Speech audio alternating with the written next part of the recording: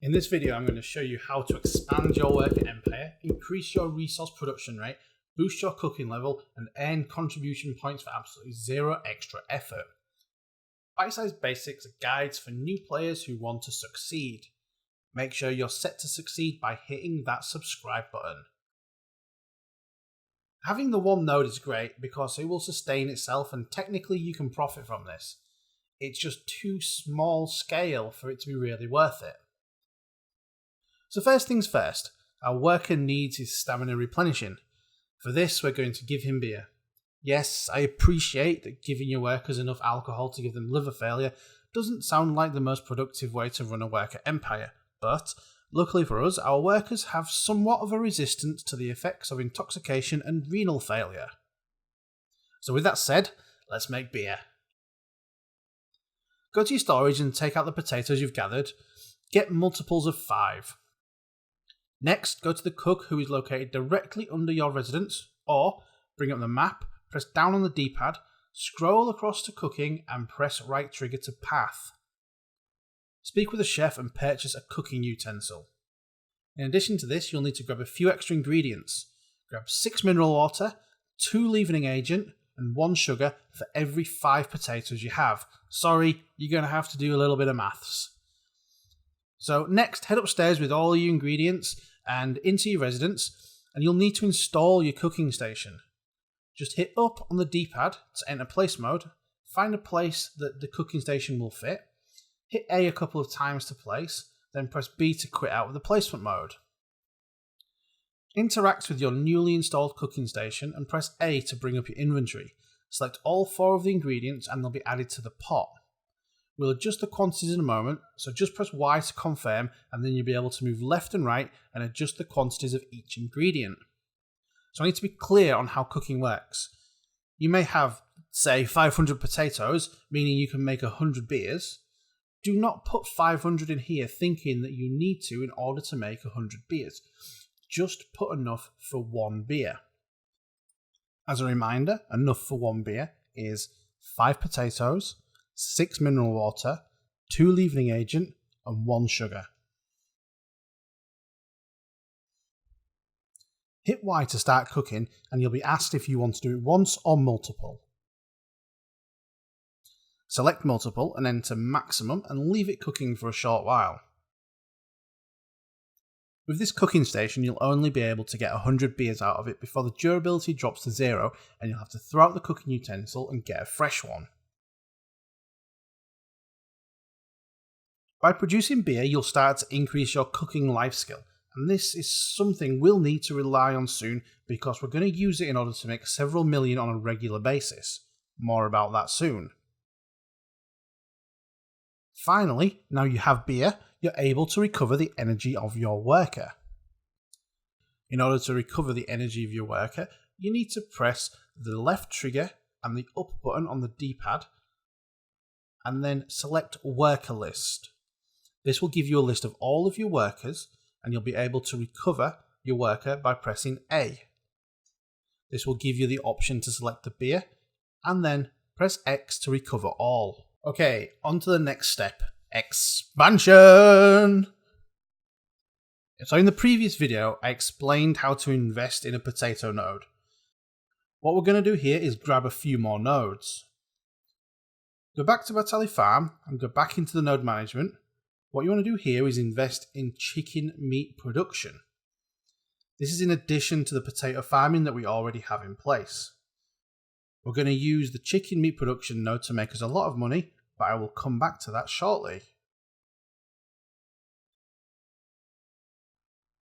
You want to be also grabbing both the nodes in Finto Farm and also the potato node in Logia Farm.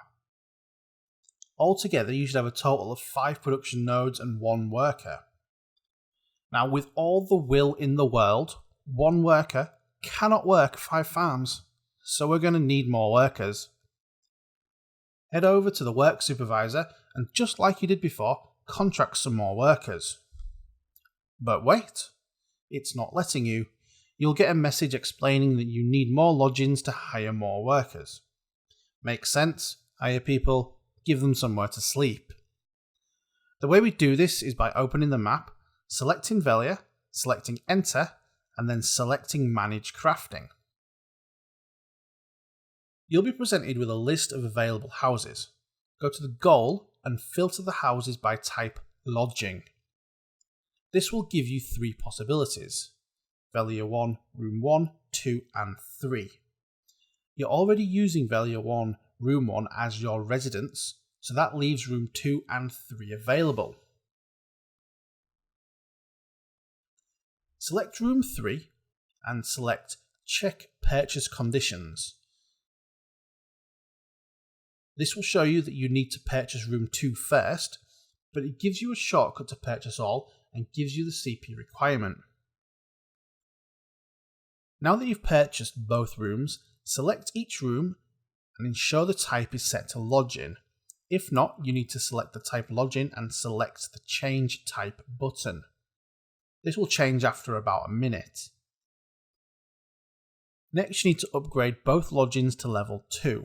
Again, this will take about a minute.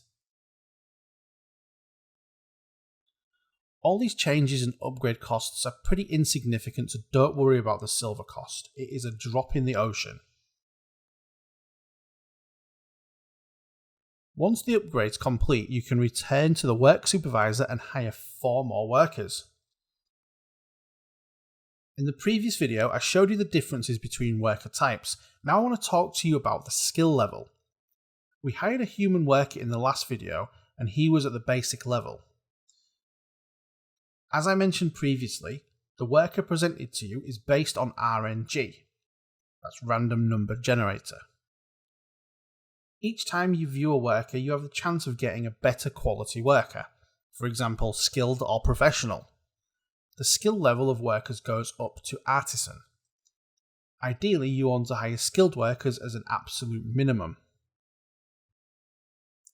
The drawback is that because it's RNG, you're likely to spend a lot of energy finding the right skill level and worker type combination. It's a worthwhile investment to blow a load of energy and get some higher quality workers. To illustrate the point, an artisan goblin worker compared to a basic worker works twice as fast and moves at almost double the speed. This may go without saying, but double the speed, double the income. So it's actually possible to increase the skill of your workers a couple of times, so don't worry too much if you don't find a professional or artisan level skill. I'll cover that later. So I picked up a skilled goblin worker, 2 skilled giant workers, and a professional goblin worker. I spent the best part of 2 energy in using 2 characters to do this. Now that we've got a small workforce, it's time to put them to work. You need to make sure that each node has 1 worker on it. To do this, you open the map, locate the farm, and select Manage Work. You select the worker you want to use, and by using the left and right bumpers, you can select the correct node from within the farm. Follow the same process outlined in the previous video to set your workers working. I chose to use my goblins for my poultry farming as I've got a day off from work and I can keep them drunk throughout the day. I'll switch the workers over this evening so that my giants are doing the night shift. It's a bit of a pain to switch them over as you have to cancel current work, wait for the worker to finish their current cycle, and then switch your workers over. My priority right now is poultry farming, as should yours.